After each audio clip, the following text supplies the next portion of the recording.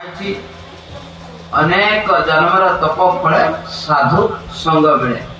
बहुत जन्म तपस्या कले मनीष जन्म मिले। मनीष जन्म किसी तपस्या कले जाकि साधु संग मिले।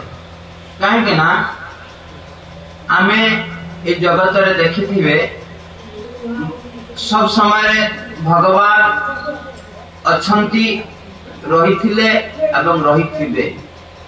समस्ते जानी भगवान अछंती किंतु भगवान को भक्ति करिबार शिक्षा बा मनीष जीवन प्रकृत सुख आ प्रकृत शांति बा जोटा कि मुक्तिर कामना ये निज को निजे के शिखी पारे ना ताकू ए साधु संग द्वारा मिले।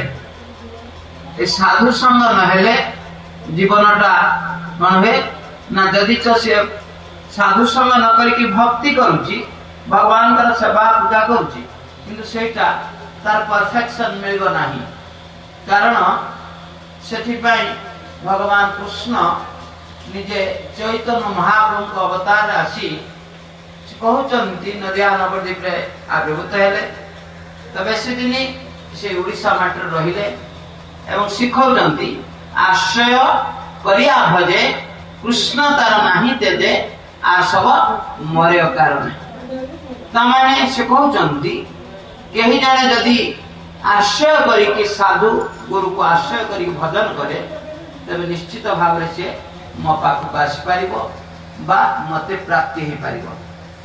जदि या व्यतीत से आउ जे कोनसे उपाय रे चेष्टा करले भी से केबे मो पाखु आसी पारिबो नाही।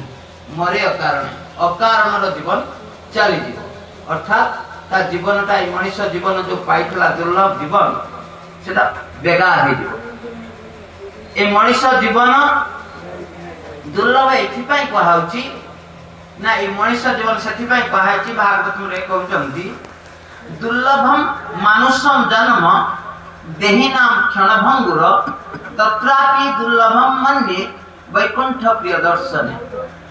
अर्थात ऐसे कहउचंती जे दुर्लभ मानुषम जन्म आमर जदि भगवान तो सृष्टि रे 84 लाख प्रकार जीव जनि सृष्टि करचंती। भगवान 84 लाख प्रकार गोटे नहीं तो अध्ययन किंतु एसो भगवान सृष्टि करचंती। ता भितरे सर्वश्रेष्ठ उन्नत एवं ज्ञानी गुणी बा विवेकवान रूप रे मनुष्य को गढ़ी से होचंती 4 लाख प्रकार।